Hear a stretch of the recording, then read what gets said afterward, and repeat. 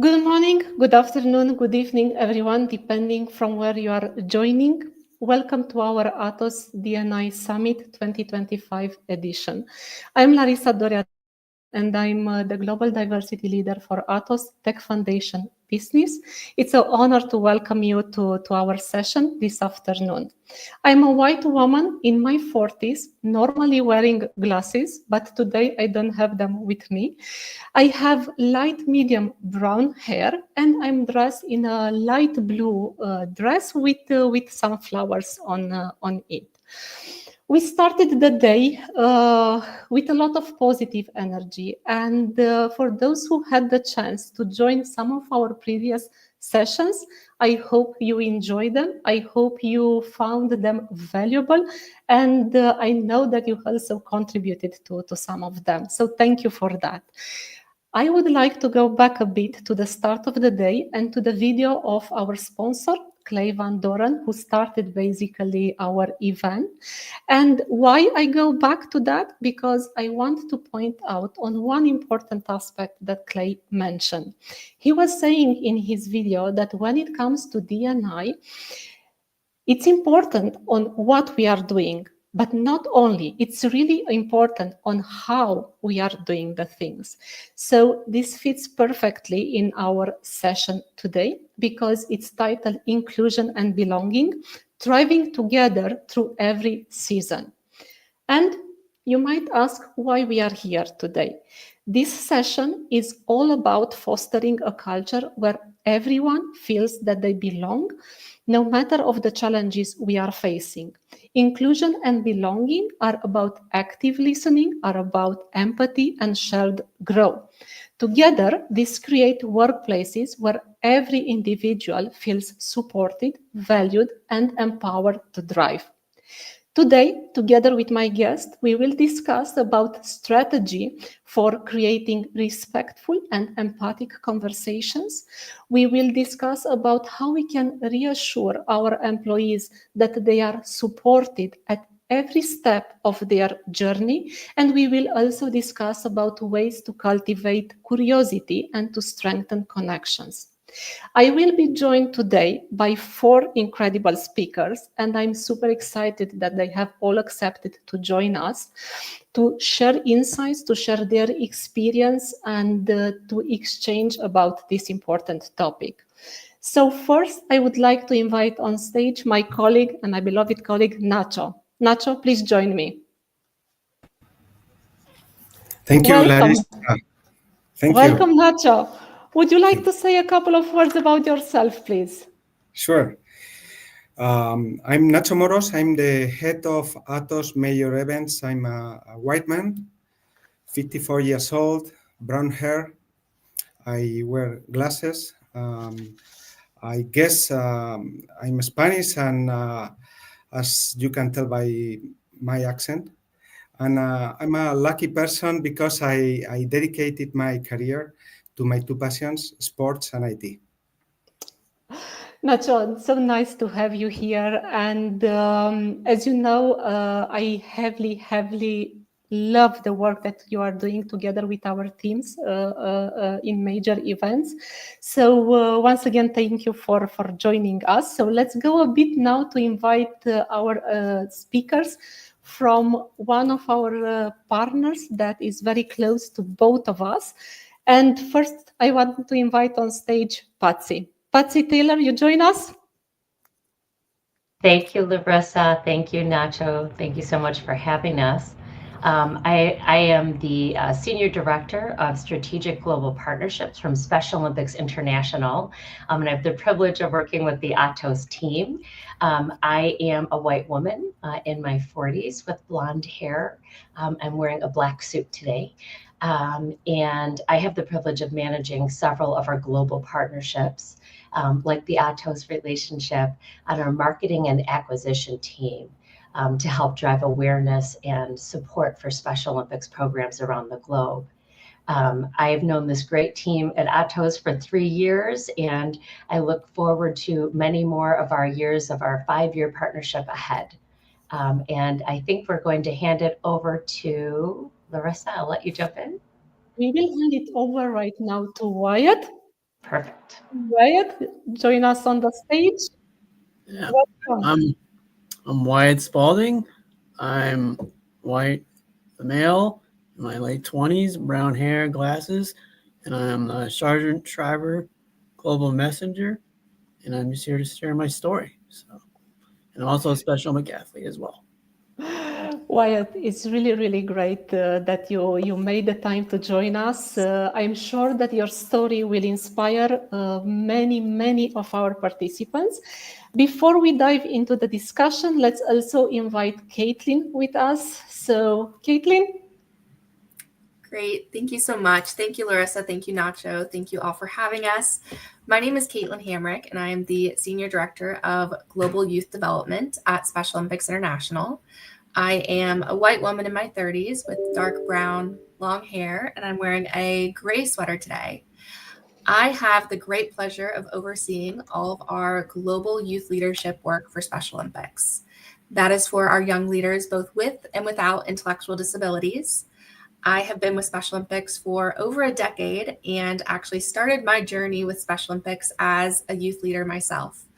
So really excited to have the chance to speak with you more about our youth work today. Excellent. So let's start the discussion, but before that, we will still need to wait a couple of minutes because I would like us, before we dive into the questions and so on, I would like Patsy to invite you to say a bit more or to present your incredible organization, to present its mission, and also to share with us and with our audience the great impact of the work you do promoting inclusion and belonging. So I will hand over to you for this part. Fantastic. Thank you so much. And I think we have a few visual slides to go through. So you can see here on this slide, we have a beautiful picture of one of the opening ceremonies of our major games events, which Atos has a big hand in from a partnership perspective. And I'll get to that in a little bit. But Atos and Special Olympics share a commitment to connecting the world around inclusion, which helps to convene millions of people around some of the largest humanitarian sporting events in the world. And on the next slide, we're going to go through our mission. You can see one of our football teams here in the background, and our Special Olympics football or soccer ball for those of you. I live in Chicago, so we have to go between different names of sports sometimes, but we're very proud of our mission, and I'm going to share a little bit more on the next slide about our mission, which is to end discrimination of people with intellectual disabilities, which we sometimes refer to as ID, intellectual disabilities. And you can see here, on the slide, we've got one of our young athletes playing football in one of our programs for our youngest athletes. But disability rights are human rights, and everyone has the right to participate in society. I think we can all agree on that. We believe that attitudes can change when you bring people with and without intellectual disabilities together. And so Special Olympics, through immersive experiences on the playing field, in school, in the workplace, and in communities around the world, our mission is to replace the stigma with respect and friendship, creating inclusive communities everywhere. And on the next slide, we see that 200 million people around the globe have an intellectual disability, and they face ongoing discrimination, exclusion, and in some areas of the world are denied basic human rights. We know that kids with disabilities are 2 to 3 times more likely to be bullied than their peers without disabilities. Only 18% of working age adults with intellectual disabilities are employed. And we know that only 85% of people with intellectual disabilities have a mild disability. So there's a big gap here. And sadly, our statistics show that people with intellectual disabilities die 16 to 20 years prematurely because of undiagnosed and untreated conditions. And this is a map of that you see behind some of these statistics of our programs in different continents across the globe. And on the next slide, we're going to talk about positive solutions and our approach to solving these issues. We create the highest quality sports experience for people with intellectual disabilities, allowing them to enjoy the experience of sport. Through our Unified Schools programs, we provide opportunities for people with and without intellectual disabilities, for students to play and lead together. Through our health programs, we're delivering life-changing and life-saving health interventions to promote equity. And from our leadership programs, we're empowering people with intellectual disabilities with leadership and skill-based training to position them to lead in the community, in the workplace. On the next slide, we'll talk about our impact. So you see a lot of different statistics here, and I'm going to walk through them quickly, but Special Olympics, most importantly, is proud to serve 4 million athletes every single year across the globe. We do this in 190 countries through our program chapters that are really embedded in the local communities where they operate, so that they can provide the resources and opportunities specific to those 7 regions that we showed you on the map on the last slide. We have 50,000 events every year, whether they're sporting events, training events for our athletes, or fundraising events each year to engage supporters in the public and celebrate our athletes' successes. We do this with the help of 1 million volunteers through hands-on experiences that help us spread inclusion to the farthest corners of the globe. In addition to these 190 to 200 sporting programs, we also have provided 2 million free health screenings to our athletes through that inclusive health program I just talked about. And we've seen a reduction of bullying by 91% in nearly 30,000 Special Olympics Unified Schools programs. These are things we're really proud of, and thanks to partners like Atos, we can accomplish these things across the globe. On the next slide, I'm going to talk a little bit about our brand. And if you go to the very next slide, we see a couple of more statistics here. We have high brand familiarity with consumers, and it resonates really well with our partners, their employees, and their customers who care about 1 billion people on this planet who have a disability. We are the 5th most trusted nonprofit in the United States, which is where we were founded and where we are headquartered, in addition to the other 189 or so countries that we operate in. 90% of consumers know what Special Olympics does and feel very positive about our mission. 95% believe that our programs are important or very important. And as important, 1 in 4 knows somebody who has participated in Special Olympics, and many, many consumers that we've surveyed have given to us in the last year. We should mention too, individuals with disabilities represent a $1.3 trillion buying power worldwide. We advance our brand. You see these incredible statistics and these things we're very, very proud of that we've been working on since we started in 1968. We advance this through year-round marketing and communications efforts, our daily programming in communities that I've just talked about around the world. We have a globally recognized brand. We broadcast our tentpole events. And as I mentioned, we have all those local events that happen in the community at the grassroots level everywhere in your backyard, from wherever you're calling in from today. And our schools, systems, our ministries of education and healthcare agencies, government programs, they're all on the ground helping support us, reaching millions and serving millions of families across the globe who support, live, or care about somebody with intellectual disabilities. On the next slide, I thought it would be helpful to just share a little bit more about our brand position relative to some other games that Atos is very familiar with. Some amazing world games events like the Olympics and Paralympics. Our market share in the space is more charity-based. We're activated through year-round grassroots community activation, volunteering, and consumer fundraising platforms. We division by age and ability and gender to ensure a very exciting competition at our games. But we welcome everyone, bringing everyone together, giving everyone the opportunity to shine.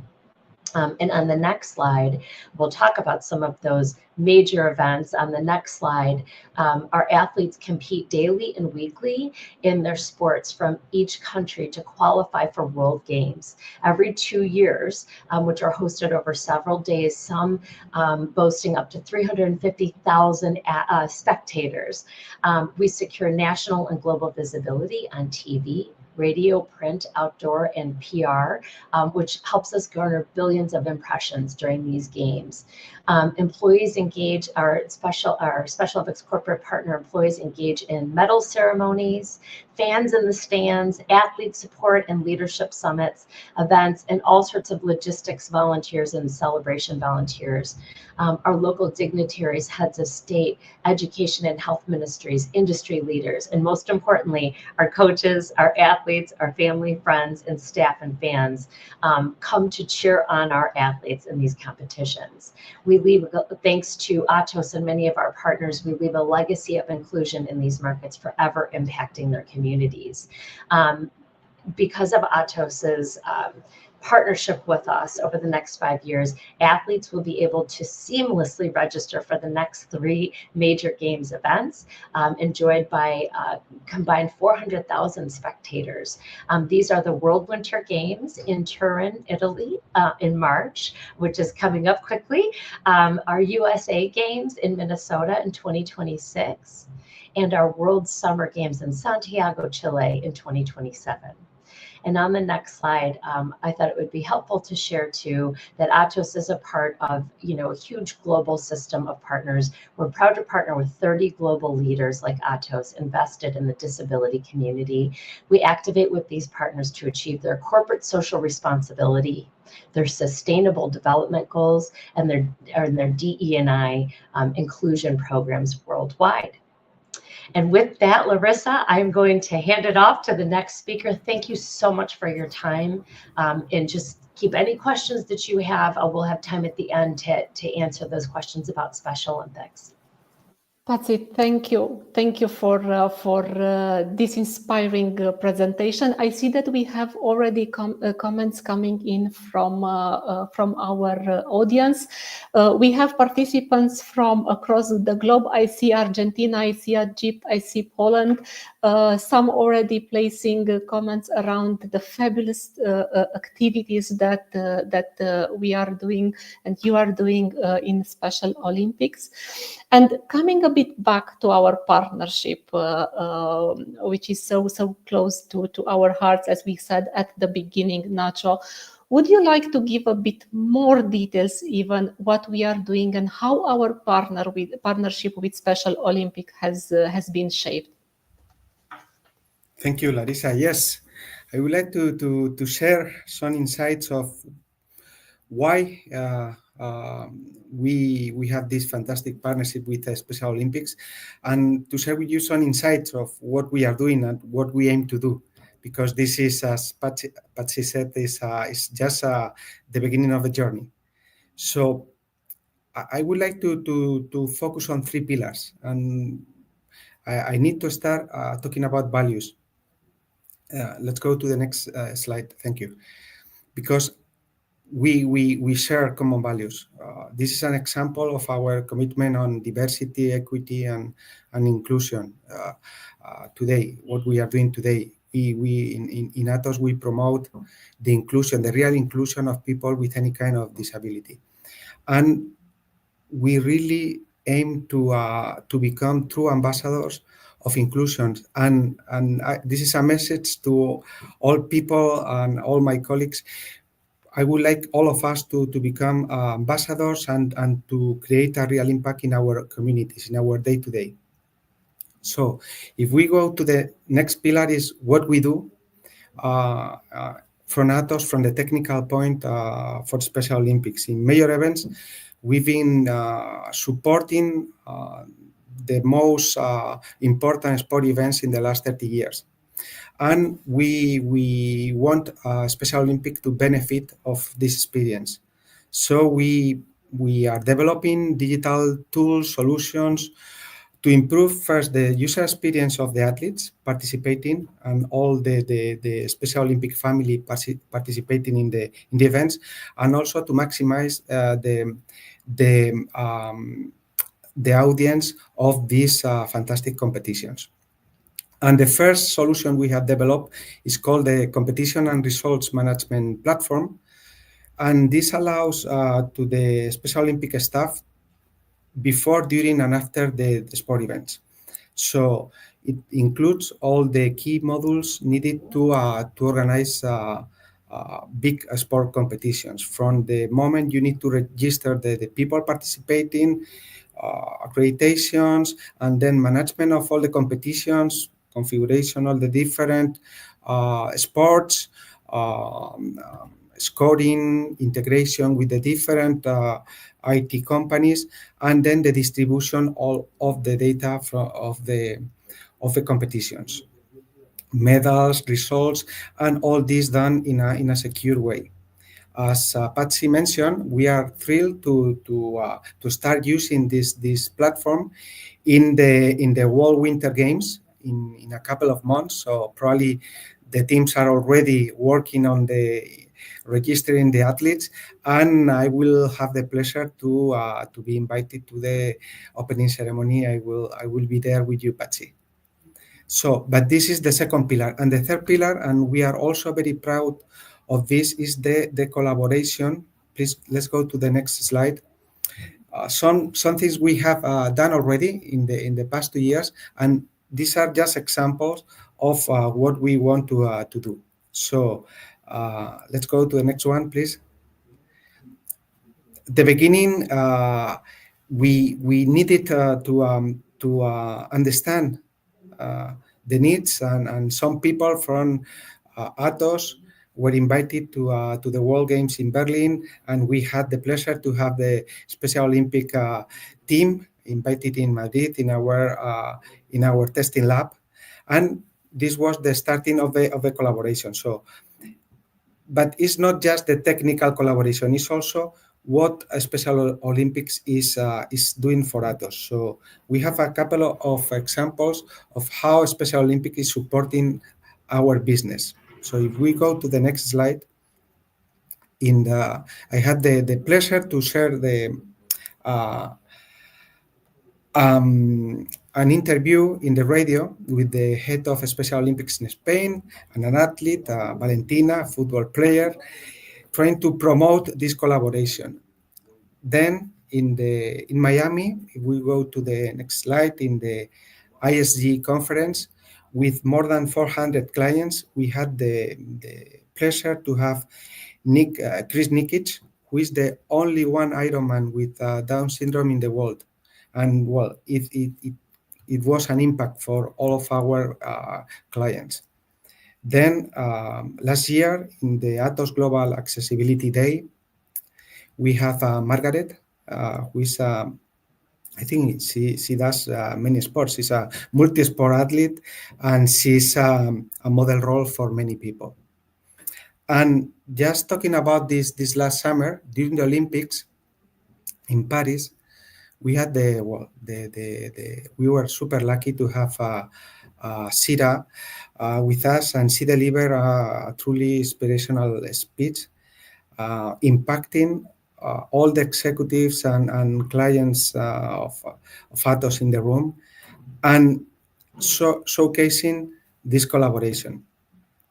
On top of this, of course, Atos is present in all the publications of Special Olympics and social media. Please go to the next slide. And this is just the beginning of our collaboration. We envision, and during today's workshop, you will hear many other things that we have in mind for the coming months. So pass the word to the next speaker. Thank you.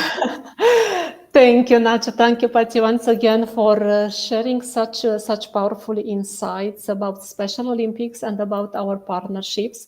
It's really clear how much impact such an organization, such an incredible organization like Special Olympics has had in fostering inclusion and belonging during the years and at a global scale, and how closer we are in our shared values, as you have also shared, Nacho. So now let's move into the discussion, and I will be start by posing one or two questions. I would like to invite our audience also to post their questions, because we will do as best as possible to answer them. I see some of them already coming, so don't hesitate to post them, and we will tackle them. But coming to first question that I would like to address, and I think I will address it to you, Patsy. From your perspective and from all the experience that you had during the years, what are the key elements that are needed for creating a culture of inclusion and belonging in an organization? Sure, that's a great question, and especially for us at Special Olympics, it's sort of part of our DNA. Based on our mission, which we shared some of that description. But I think a culture of inclusion is one that has to be rooted in empowerment and in respect. Our global movement strives to be inclusive in all aspects of our business. We're here to celebrate the achievements, right, of all individuals with intellectual disabilities. So I would say some of the elements would be leading with compassion, our pursuit of a world where everyone is accepted and valued. These are some of the values that we have, right, and that we try to live by. We also prioritize the voices of our athletes and of our staff. It's really the center of everything we do. And I would say this helps us create that cohesive, supportive community, helps us break down all those barriers that we talked about in our mission, and it ultimately promotes inclusion. But I would say, most importantly, drawing on the diversity of our staff and our athletes in our programs in all of these different countries where we do operate, ensures that we have a people-centered approach, and that we are meeting people where they need to be and where the disability needs are in each region, which are very, very different. So that inclusive mindset is really the only way that we can operate in the way that we do. It's a great question. Thank you.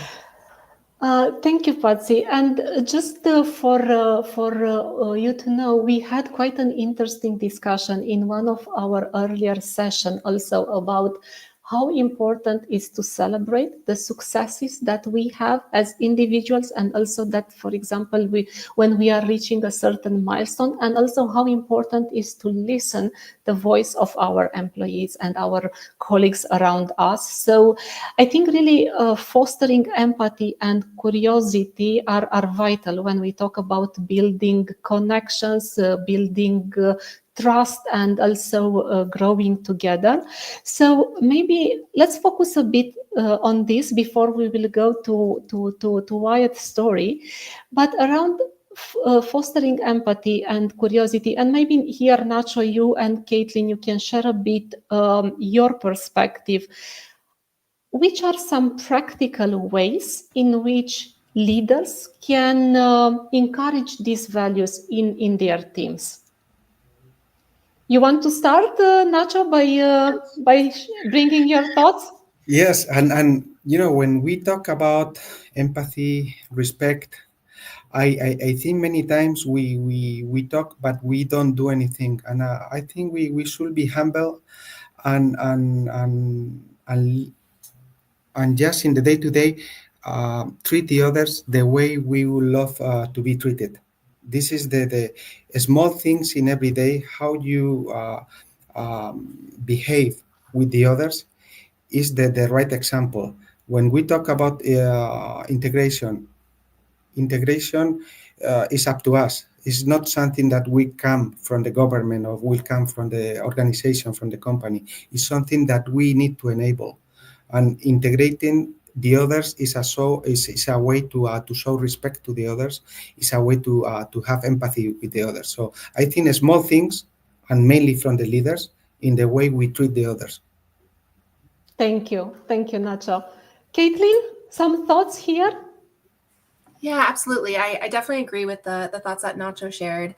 I think when we think about empathy within Special Olympics, it's really important to also remember perspective taking and to think about the angle, the perspective that somebody else is coming at for a situation. To take a step back and to put yourself in their shoes and to think about their background. And how a situation might be impacting them differently as it might be impacting someone else differently coming from a different angle. So when we think about empathy and perspective taking, I think it's really key to, especially within a team, to create an environment where individuals can understand and connect with feelings, their own feelings of others, that they can really connect with those perspectives of others, and to really have practical steps to cultivate that empathy. So by modeling empathetic behavior, by encouraging open communication, and really by listening, by practicing that active listening, by hearing what other people have to say, and really trying to understand where they're coming from. Thank you, Caitlin. And I see one of our participants has added something which I would like to read it to all of you. It's very aligned and to what we have discussed. He's saying that inclusion is like every diverse individual feels that is welcome, is valued, and it's integrated into the workplace, and that all voices are heard and considered. So quite in the sentiment of what we have discussed also. So thank you for sharing that. Please continue to bring the messages. I see our participants are, as I said also earlier, quite diverse. I see now in the meantime Bangalore, India. I see Algeria. I see Congo joining us. So thank you all for being with us today. And now I would like us to shift our focus to a truly inspiring individual who embodies the mission and the values of Special Olympics. From the first moment I saw and heard you, Wyatt, I was so inspired about your story, about your journey, as this is a true testament of resilience, optimism, and also transformative power of inclusion. So I would like to hand over to you so that you have the chance also to share your inspiring story with all our audience. To you. Well, thank you everyone for having me. We all have dreams as kids growing up. I want you to think back to a dream you had as a kid growing up. What did you really want to do when you were 10, 11, 12 years old? My dream was to play high school sports with my twin brother and our friends. 5, 4, 3, 2, 1. I let it fly and swoosh, nothing but net. I just hit the game-winning shot to win the game for my basketball team. My teammates swarm me. Everyone comes out onto the court. I get lifted up on my teammates' shoulders. It was an unbelievable feeling. I finished this game with 30 points, 10 assists, 5 steals. Best game of my life. At least that's what I was imagining while I was playing basketball in the driveway all by myself. There's no one guarding me. There's no fans cheering for me. No teammates out there. It's just me playing by myself. Because when I was 12 years old, my dreams were crushed. I'm Wyatt Spalding, and this is my story. When I was born 2 months premature. I had a condition called tracheoesophageal, which is basically called a T fistula. I think it was like 1 in 15,000 babies in a year get it, and I was the one that got this diagnosis. So basically what that meant was my esophagus was not attached to my stomach. There was a big space in between. On top of that, when I was born, I weighed only 2 pounds. My dad could literally like put me in his hand in one single hand because I was that light. I think I was like 13 ounces or something. So when I was born, I had 13 surgeries in the first 6 months of my life. I had a surgery where they created this wrap to connect my esophagus to my stomach. And what that would do is would open the entry to my stomach so I could eat food. But before they did that, I had a procedure done where they shot like this stuff called barium down to see if it would go to my stomach, and it aspirated into my lungs. So my lungs were damaged. So I deal with getting sick a lot and have several medical conditions. Along with during one of the surgeries when I was born, no one really knows how exactly this happened, but I developed a brain bleed on the left side of my brain, which caused me to have cerebral palsy, which affects me mostly on the right side, but mostly throughout my whole body as well. So I went through all this adversity right away when I was born. Luckily, I don't really remember any of it. My parents, it might have been in some ways more traumatic for my parents than me because I have no memory. But the first time I kind of dealt with adversity that was really serious, to me anyway, was when I was in the 5th grade. I started getting like stomach viruses, and then they got worse. And then I started to get like this sharp pain in my stomach, along with like tightening. And every time I'd eat, I'd feel sick. I'd cough up my food and would barely eat. After going to several specialists, I was diagnosed with having like memory pains. So all the times they opened up my stomach to fix my esophagus and my stomach, I was having memory pains from all the surgeries I had. I ended up missing like 66 days of school in the 5th grade. So you're probably wondering, like, well, how do you deal with all this? Like, this is a lot, along with the stomach pain. I would just get sick a lot. Having pneumonia and bronchitis a bunch. I've probably had that over 50 times in my life. And just getting sick on top of other illnesses, along with living with cerebral palsy. Well, sports was my outlet. Sports is how I dealt with having a disability and having medical conditions. I would play wiffle ball in the backyard with my twin brother and sister, played basketball in the driveway, football in the front yard. If I was sick, I would watch sports. I had a thing where like I would only watch sports movies and documentaries. I wouldn't watch anything else. That's how addicted I was as a kid to sports. And I would play, local YMCA, like little kid leagues. But as I got older, that dream I had of playing high school sports started to dwindle. When I was 6, 7 years old, my dad made it very clear, you're not going to play American tackle football. That's not happening. When I was in 5th grade, I had to stop playing baseball because I couldn't see the baseball anymore in the outfield. So basketball is this last sport I'm hanging on to. Like, I'm going to play high school basketball with my twin brother and friends.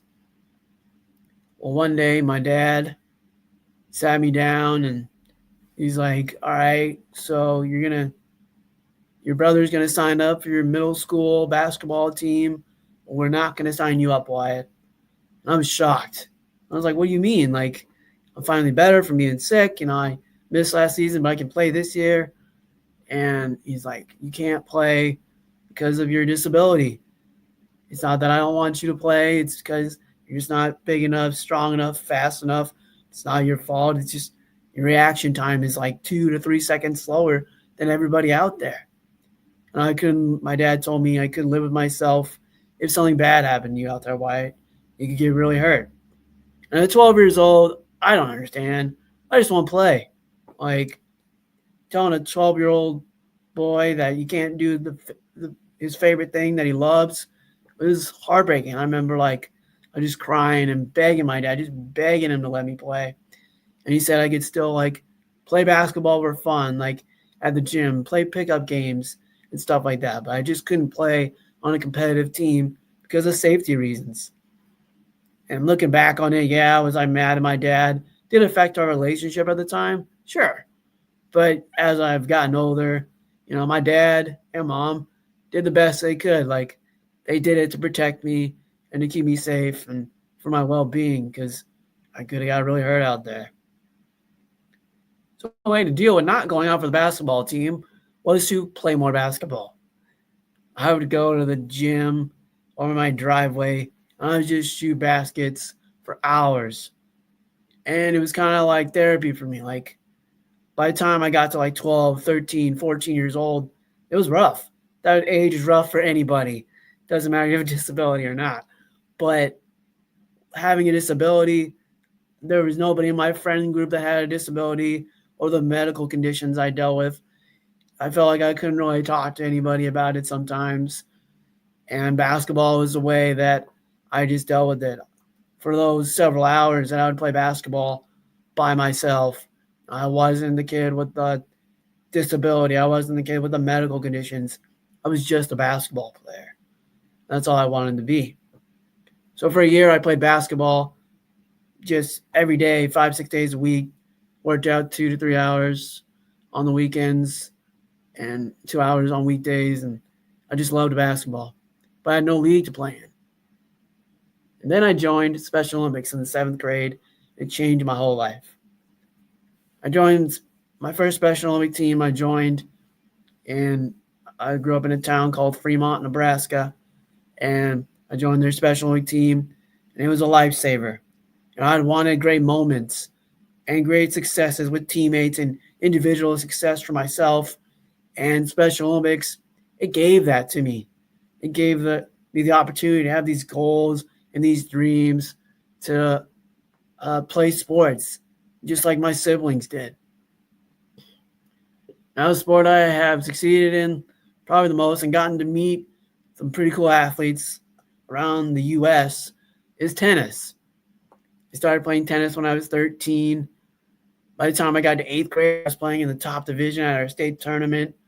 By my junior year of high school, I had won the state championship and was the number 1 player in the state of Nebraska. I've gotten to travel to Florida, Virginia, and all other great places. I went to the 2018 USA Games in Seattle, Washington, where I played tennis. I made it all the way to the semis in singles, where I lost in a 3rd set tiebreaker, 8-10. It was heartbreaking because it was the biggest moment, it felt like. But when you face with adversity, you have to pick yourself up. And that's what I had to do, because the next day I had to play in the doubles finals.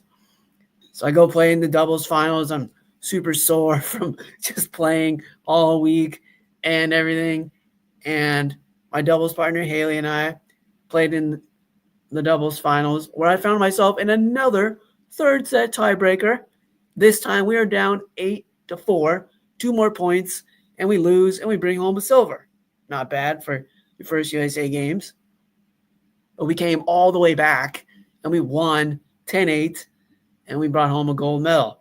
It was an unbelievable feeling to have that sort of comeback on that biggest stage. But probably my favorite tournament that I go to, and it's yearly, is this tournament in Charlottesville, Virginia, called the Experience.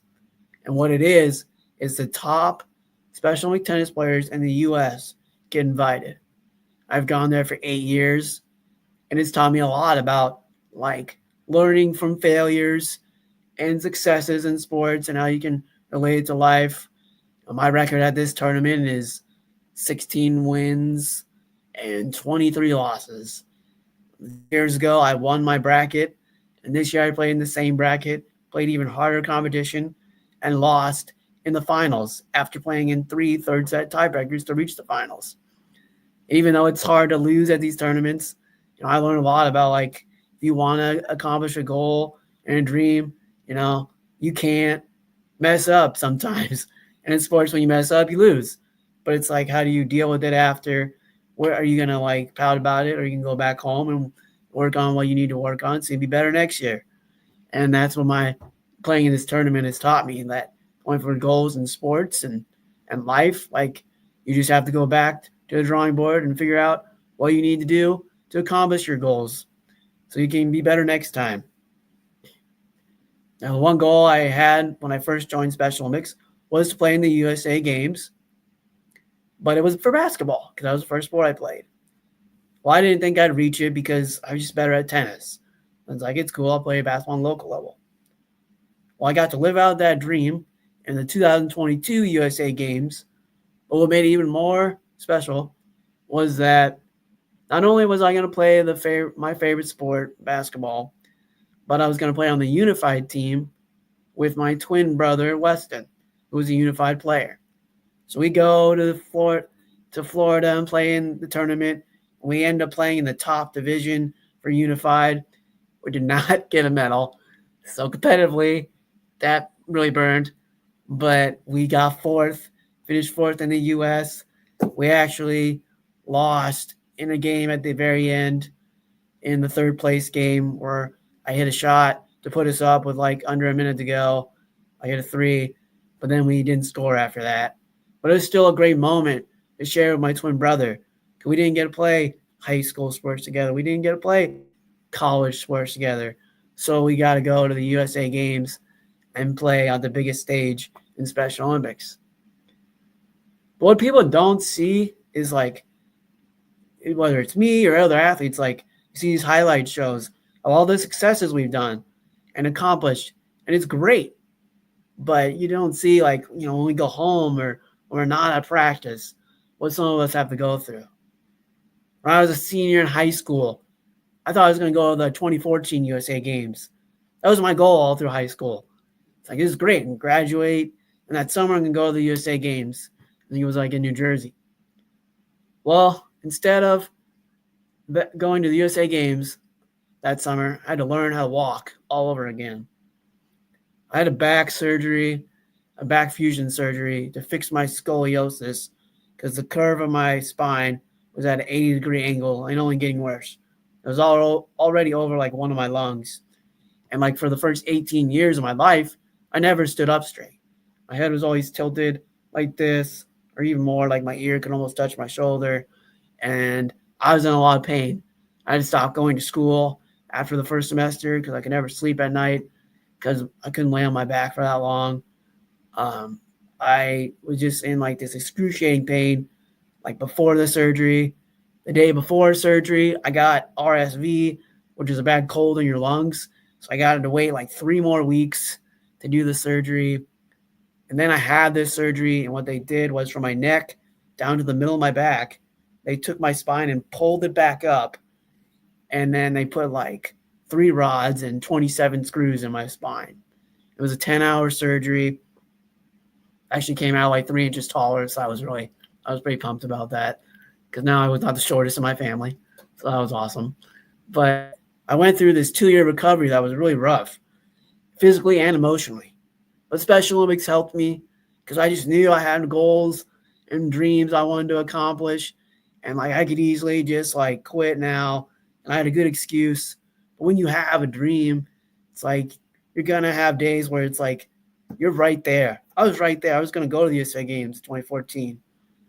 But I didn't. I took like 10 steps back. And you're going to have that. You're going to take 10 steps back some days where it feels like your goal and your dreams are impossible. So you just have to like figure it out. And so I just like kept imagining that I was going to make it to the 2018 USA Games where I was doing my physical therapy, which was literally just walking a bunch.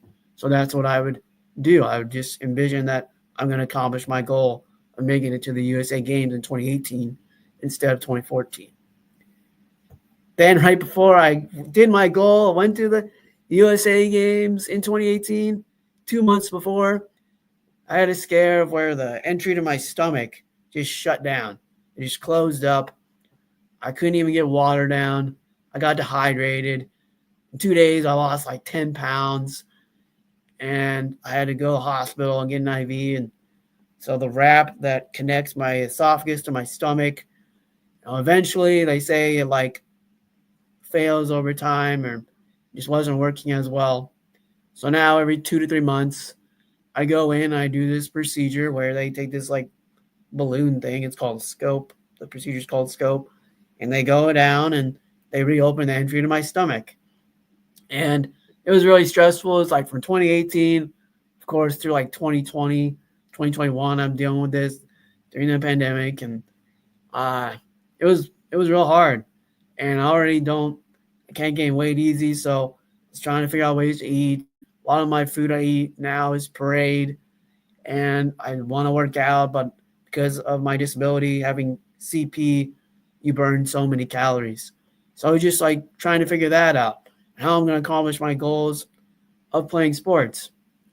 So you see, like, even though I went through all this stuff, athletes like me, we're still able to accomplish our dreams because, like, outside of sports, some of us deal with stuff that are way bigger than just losing and winning a game.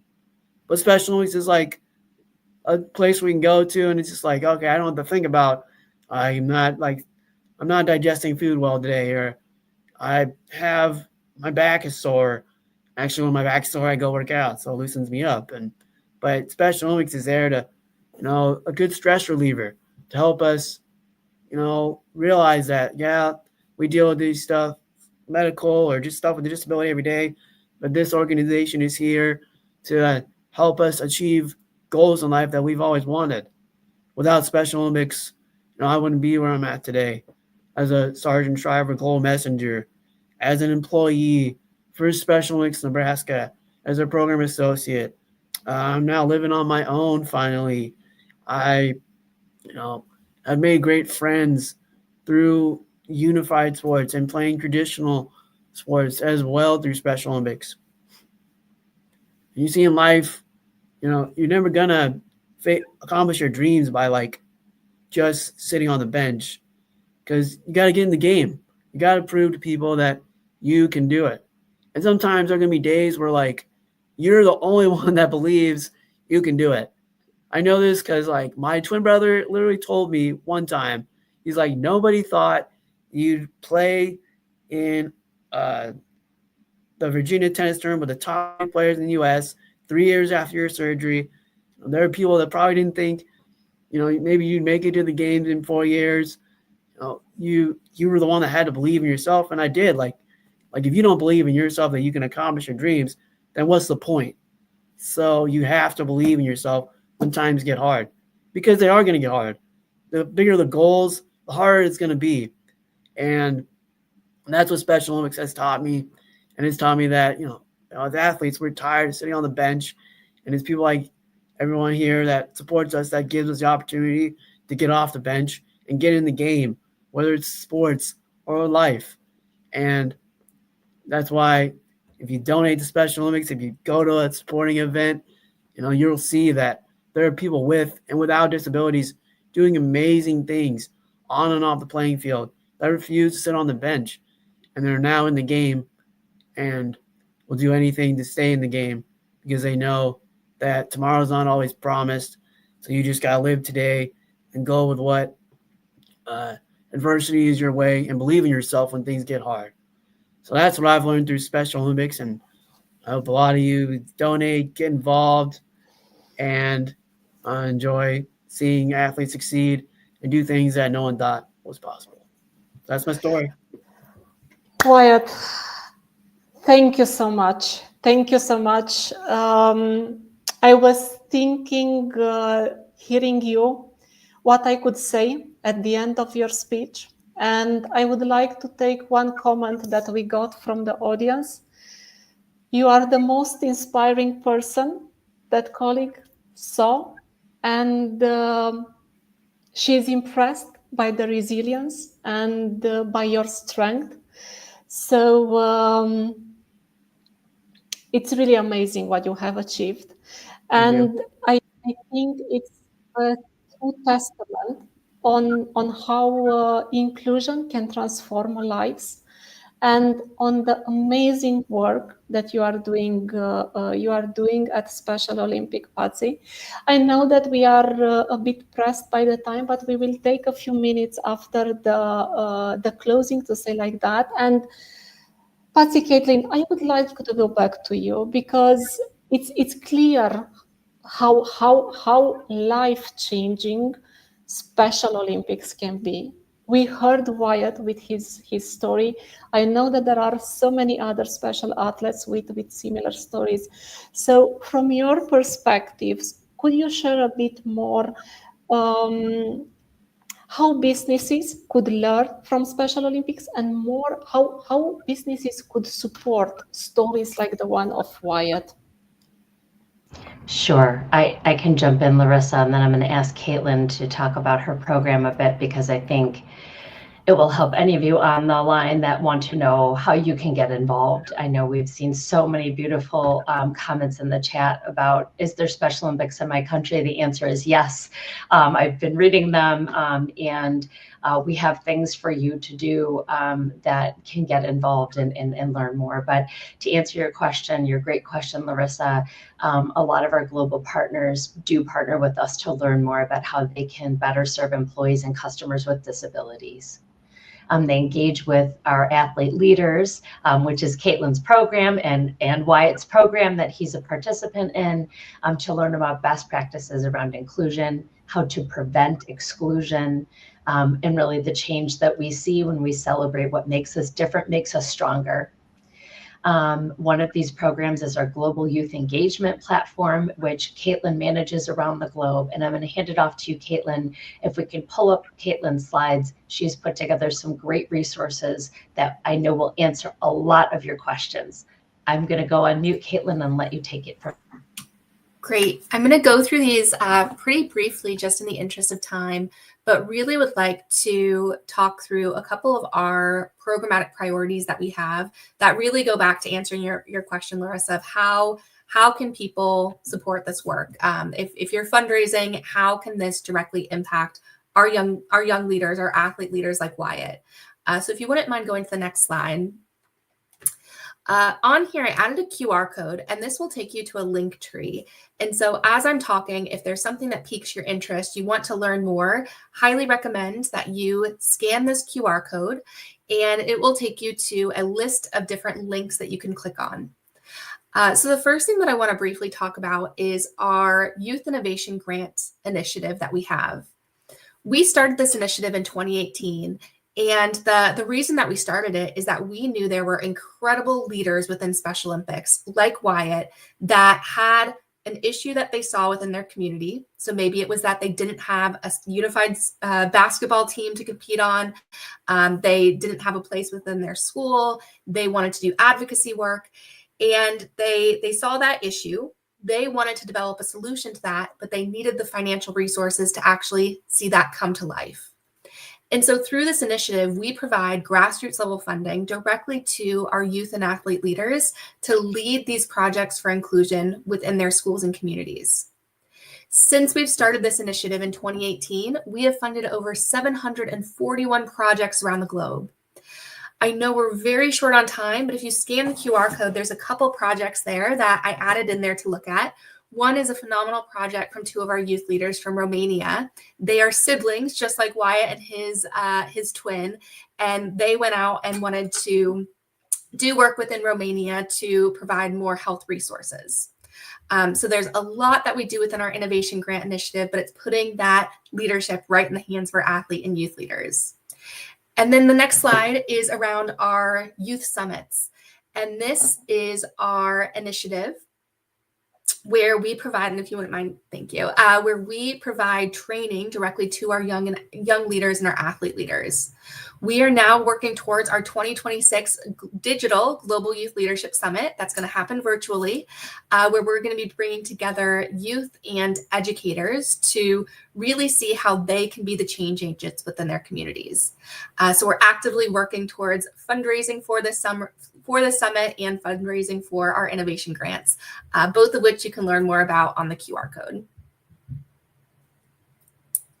So Patsy, I'm going to going to hand it back to you. I'm trying to be very brief. I know we're very short on time. Sure. No, thank you. That was perfect. Thank you for sharing that story. But what we can do from a global perspective, as you saw, Caitlin is going to be running a Global Youth Summit, virtual youth summit in 2026. And what we'd like to do is anybody that would like to help support Special Olympics, we'd encourage you to get together with your offices, with your teams, or individual contributions. We'd love to guide those towards this global virtual summit, and also some of the innovation grants in some of our pilot markets, including Romania, Spain, and Great Britain to start. We'd love to talk about how Atos is supporting these athletes. We'd love to share those stories back with you after we've helped senior support, and knowing that athletes from every country will be participating in this virtual summit because of your support and because of your help, to learn how they can drive inclusion in their markets, how they can share stories like Wyatt's around the world, and they can inspire inclusion. We would be so grateful for anybody that wanted to get involved. And as Caitlin said, the link that we will share with you has a ton of resources, ways to contact us with questions, and also a fundraising page. And we'd really invite your help, and we appreciate any support or any involvement that you'd be able to give. So with that, I'm sure there's more questions.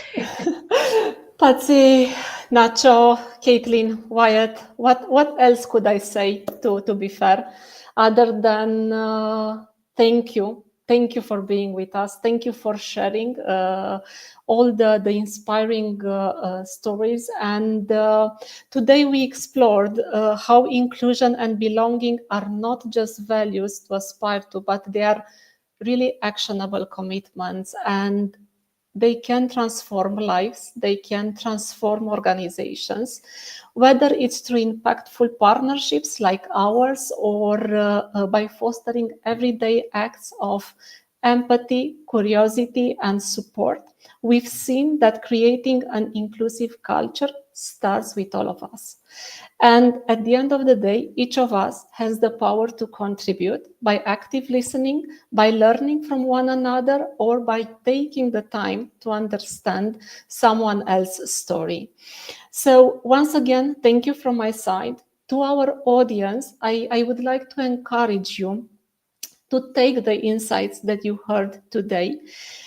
Take them back to your communities, to your teams, to your colleagues, to your friends, and ask yourself daily, maybe, how can I listen more? How can I learn from someone else's experience?